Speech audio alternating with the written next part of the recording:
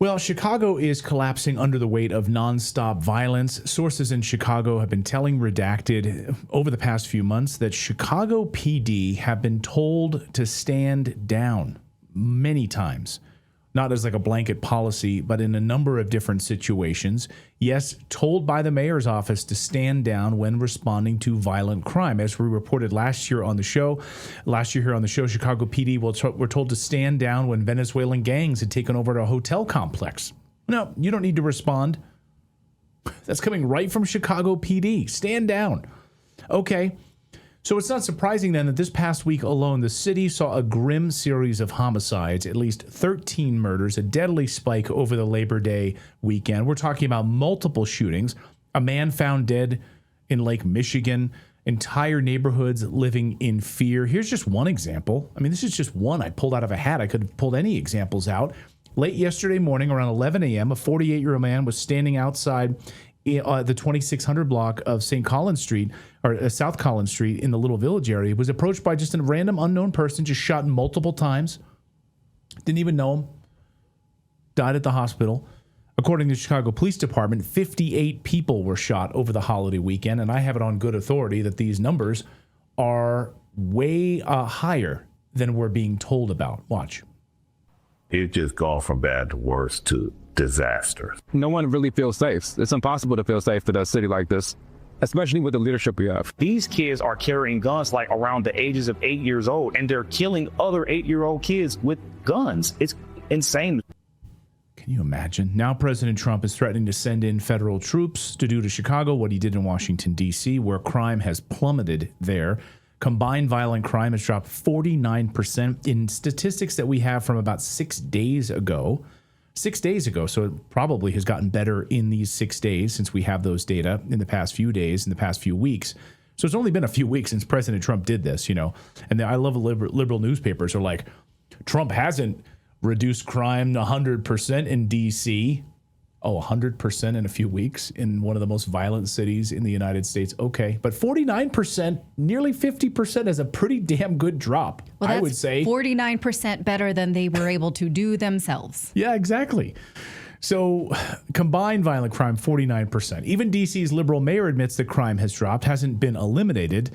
No, but a 50% drop is pretty damn good. But Chicago's mayor wants to score political points, of course, instead of putting the safety of the citizenry first, telling his citizens and city to rise up against Trump sending federal troops. Watch. Are you prepared to defend this land that was built by slaves, a land that was built by indigenous people, a land that is built by workers? Are you prepared to defend this land? Okay, sure. So honestly, by the way, I mean, so he gives a city about how the have to do with it? Because he's a racist retard. That's what race has to do with it. Brandon Johnson is a racist retard. That's his whole thing. He just plays race politics all the time. It doesn't matter. Without any facts, by the way. Honestly, who the hell cares? White people about something? Also built Chicago. So did the Italians. So, I mean, what are we doing here? What does that have to do with anything? You're just baiting people based on their tribal loyalism. That's really divisive. You're right. It's racist and awful.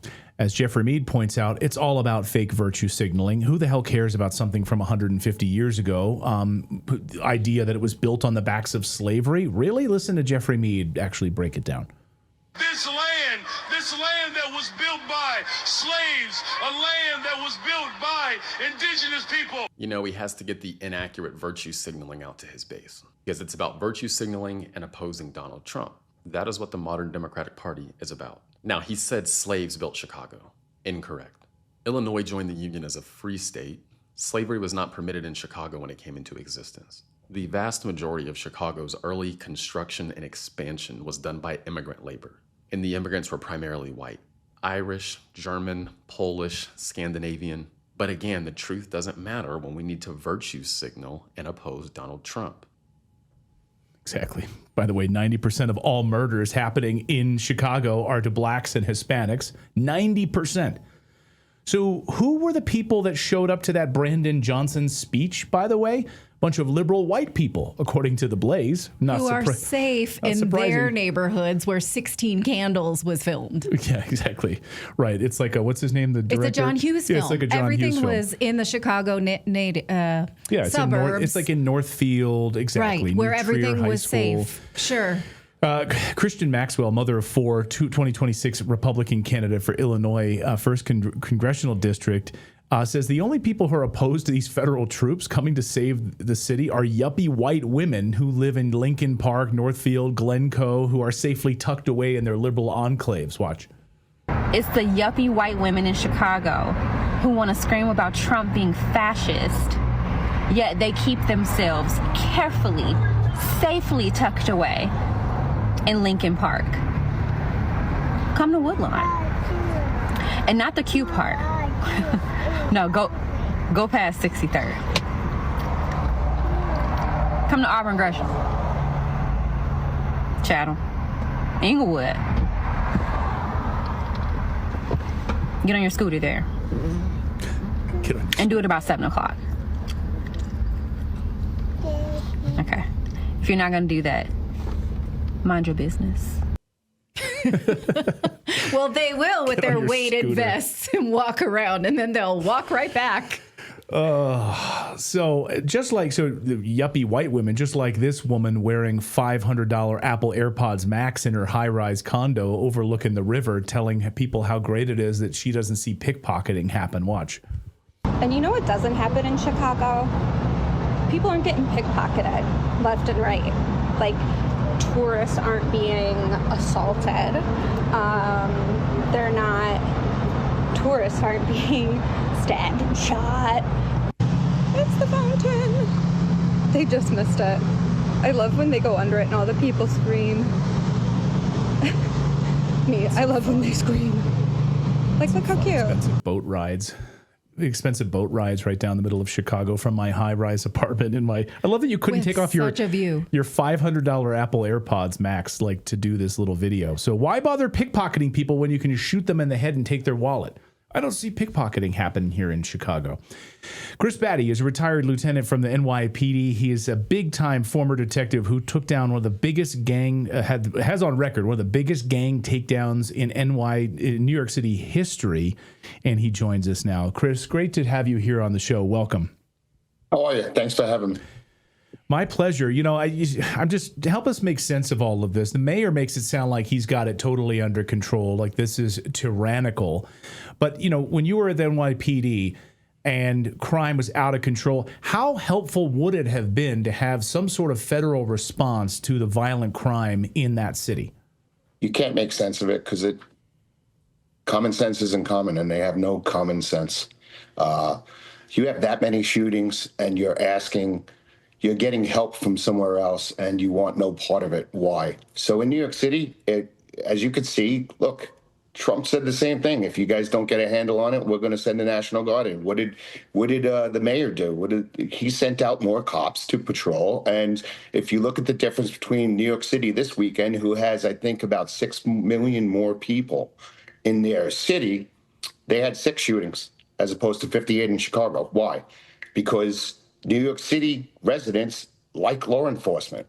When I worked in the Bronx, there was never, if there was shootings, 58 shootings in a weekend, the residents would be storming the precincts asking for help, not going to a rally. But then again, it's not the residents going to the rally. Like that lady said on her TikTok, it's liberal women that live far away that's complaining and saying, hey, we can't have Trump send in his stormtroopers and whatnot. I mean, it's nonsense. But like I said, common sense isn't common. This episode is brought to you by Rumble Premium, the home of free speech and exclusive content from the videos that matter. With Rumble Premium, you get ad-free viewing, access to exclusive shows, and premium features across the platform. We're talking about Steven Crowder's Mug Club, Tim Pool's Timcast, Russell Brand's Raw Commentary, and of course, Redacted, plus tons of other bold creators that you won't find anywhere else. Whether it's breaking news, real talk, or the content that challenges the narrative, Rumble Premium puts you in the front row. Support creators who actually say what they mean in a place that they can say it and mean what they say, go to rumble.com/premium/redacted to join today. One more time, that's rumble.com/premium/redacted, because truth should not come with a filter.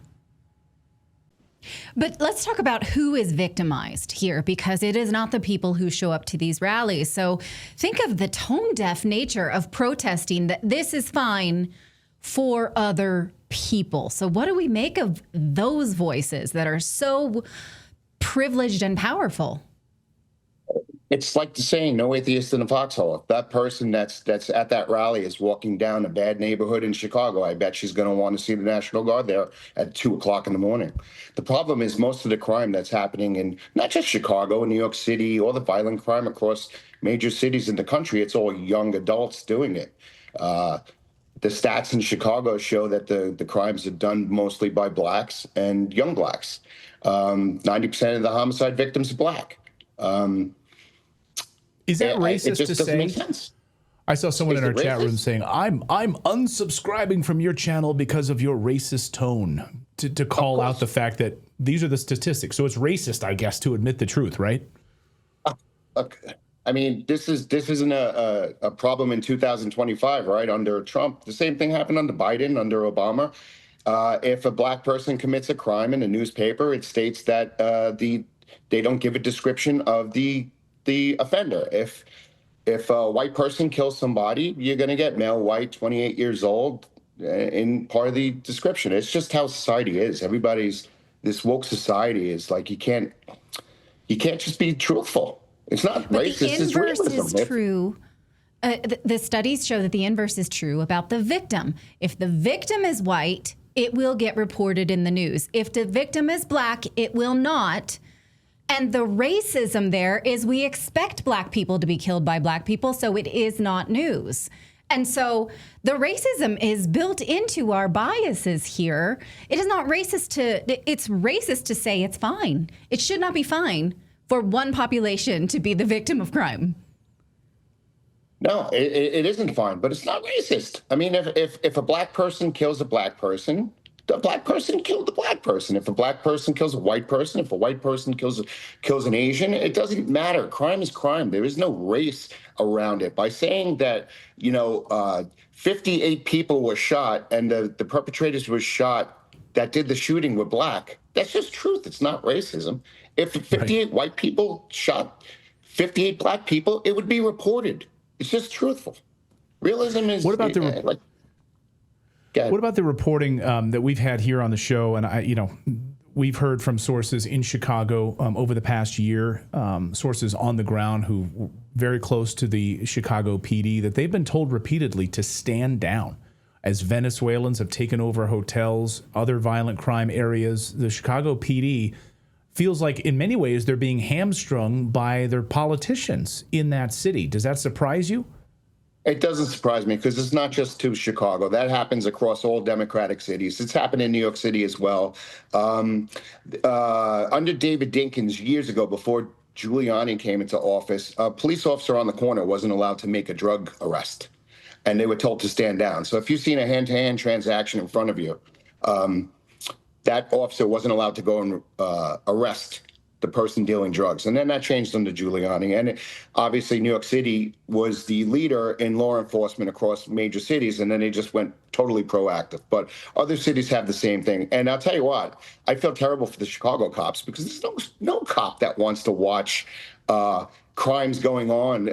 Most people are inherently good. Chicago has tons of good citizens that need this help. And, the mayor and the governor are playing politics with it because Donald Trump's in office, and it was Donald Trump saying, hey, listen, I'm going to bring in the National Guard. They want to turn around and say that, oh, he's playing politics. No, he's not playing politics. You guys have 2,500 shootings a year.